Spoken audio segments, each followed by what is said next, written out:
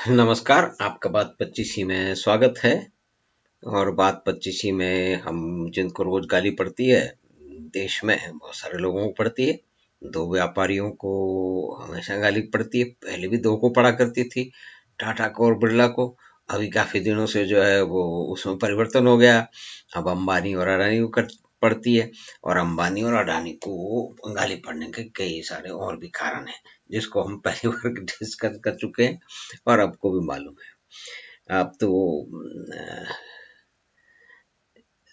Ukraine की जो लड़ाई हो रही है उसके कारण मुख्य रूप से और अन्य कारणों के कारण, देश में बढ़ती हुई बिजली की मांग के कारण, देश में, क्योंकि हम मालूम है कि चाहे कितने भी सोलर प्लांट लग जाएं, अभी भी लग चुके हैं, लेकिन 70% जो बिजली का उत्पादन है वो थर्मल पावर प्लांट से हो रहा है। तो वो ही 24 घंटे जो है वो बिजली बना सकते हैं। सोलर पावर की अपनी बहुत सारी एडवांटेज है, लेकिन एक डिसएडवांटेज है कि वो 8 से 6 घंटे ही वो पावर बन सकती है। तो ये हम कह सकते हैं कि करीब जो, अगर कोई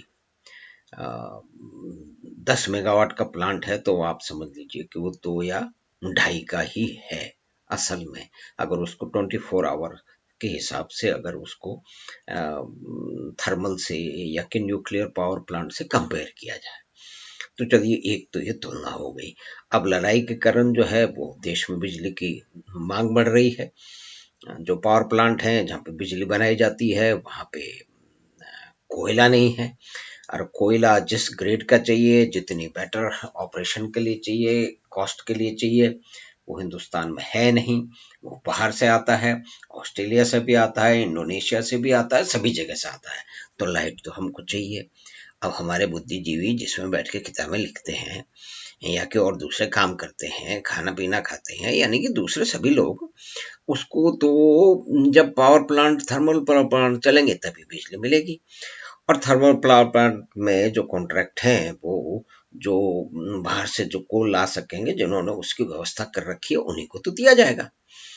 अब कोई दूसरे लेखक महाशय हो, वो कोई जुगाड़ बिठा ले हैं, वो ले आए कोल, तो ये तो उनका काम तो है नहीं।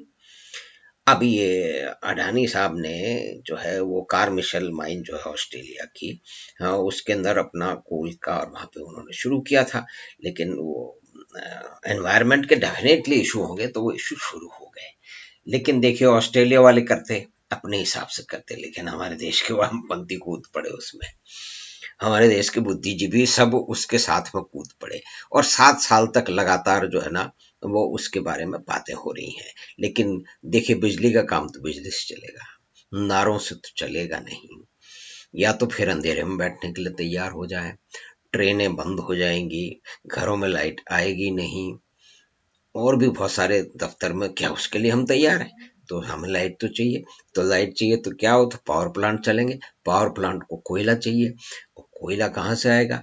जिस क्वालिटी का कोयला आ रहा है वो हिंदुस्तान में है नहीं, तो वो बाहर से आएगा। और बाहर से कौन लेके आएगा? बाहर से वो लेके आएगा जो इसकी व्यवस्था कर सकता है, या जिसके पास ये क्षमता है, जिसने इसकी तैयारी कर रखी है।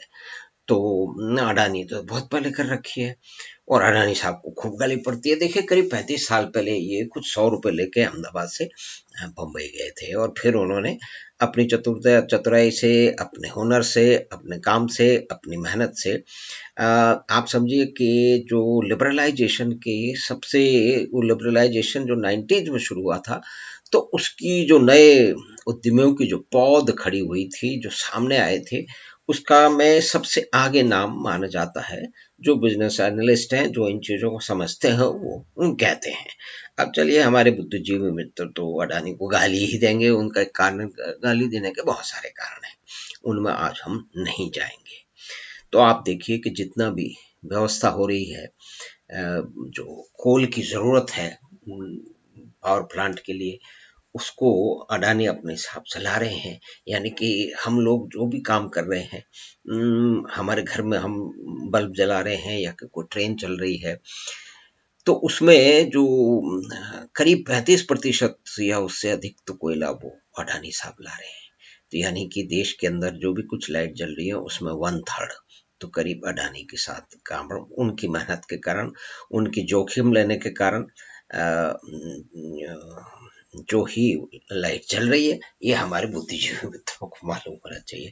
खैर उनको फर्क नहीं पड़ेगा, वो स्वतंत्र देश है, वो अपनी बात कह सकते हैं, लेकिन आप और हम भी उनसे भी कुछ पूछ सकते हैं, ये हमें भी तो अधिकार है, सिर्फ अधिकार उन्हीं को थोड़ी है सर। हाँ? जो बुद्धिजीवी नहीं है हमारे जैसे लोग, उनको भी तो कोई अधिकार है कि नहीं है? ये सारे अधिकार बुद्धिजीवियों के पास में गिरवी रखे गए हैं, सिर्फ वो ही अपनी बात कह सकते हैं, यहाँ पर हम भी कह सकते हैं। तो ये एक परिस्थिति है कि इस आदमी को गाली चल रही है। एक तरह से देखिए कि देश में एक तिहाई जो है वो बिजली अ, उनके प्रयासों से चल रही है, ये उनका काम है, वो किसी पे एहसान नहीं कर रहे, लेकिन देखिए ये काम है, ये बड़े रिस्क के काम है, बहुत अधिक इसमें क्षमता चाहिए। उन्होंने ये 35 साल में जब कुछ 100 रुपए लेके गए थे तब से अब तक ये क्षमता उन्होंने उसको स्थापित किया है। बहुत सारे लोगों ने कवि हैं, पेंटर है, उन्होंने भी अपना काम किया है, तो वो ठीक है, वो कविताएं लिखें और करें, और उनको अगर किसी को गाली देने का मन हो तो अंडानी अंबानी को रोज वो गाली दे सकते हैं, उससे भी कोई फर्क नहीं पड़ेगा, क्योंकि बहुत जगह जो है वो कई जगह गाली पड़ती है, लेकिन वहाँ वो इन्वेस्टमेंट भी करते हैं, वो तो ये मानते हैं कि देखिए सब गाली पड़ी जाती है। जब हम जो है वो बिरला के यहाँ काम, बिरला जी के यहाँ काम करते थे तो हमें भी गाली पड़ती थी, और बाद में पड़ी है, खैर खूब अच्छी गाली पड़ती है। मैंने एक बहुत बड़े यूनियन के नेता से पूछा, बड़े प्रतिष्ठित सबसे बड़े नेता थे राजस्थान में, उनका सर ये गाली वाली क्यों देते हैं आप इतनी सारी? अगर तुम समझते नहीं हो, ये गुस्सा है, ये मजदूरों का गुस्सा है जो साल भर से उसके अंदर जमा हुआ है, तुम्हारे का सब गाली देने से निकलेगा? हाँ हाँ निकलता, तुम समझते नहीं हो। मैंने कहा अच्छा साहब हम नहीं समझते। तो वही एक परिपाटी है कि बहुत सारे लोग गाली देते हैं, लेकिन जो लाइट जला रहे हैं, अगर 4 लाइट जला रहे हैं या 3 लाइट जला रहे हैं, उनसे एक लाइट उनको मालूम होना चाहिए कि उनके जो परम शत्रु हैं जिसे वो रोज गाली देते हैं, अडानी साहब, उनके कारण जल रही है। तो हमने चर्चा की पावर क्राइसिस की, पावर जनरेशन की, और अडानी साहब की, जो कुछ 100 रुपए लेके आज से 35-36 साल पहले अहमदाबाद से बंबई गए थे। उनको हमारे बुद्धिजीवी मतलब रोज गाली देते हैं। खैर उन्हें गाली देने का अधिकार है, गाली वो देते हैं, लेकिन मेरा तो सिर्फ निवेदन उनसे ये है कि अगर उनके घर में 10 लाइट जल रही हैं तो उनमें से 3 श्रीमान अडानी के कारण जल रही हैं। आप चाहे माने या ना माने, उससे कोई फर्क नहीं पड़ता है। तो हमने बातचीत की पावर जनरेशन की, उसकी बात की समस्याओं की, और बाहर से कोल के इम्पोर्ट की, उसमें जो अडानी का रोल है उसके बारे में। तो हम आशा है कि ये बातचीत आपको पसंद आई होगी, तो आप अपने मित्रों और परिवार के साथ साझा करें, और कोई इसमें टिप्पणी भी आप करना चाहते हैं तो यूट्यूब की चैनल पे जाके करें। धन्यवाद, नमस्कार, हम आपसे फिर मिलेंगे।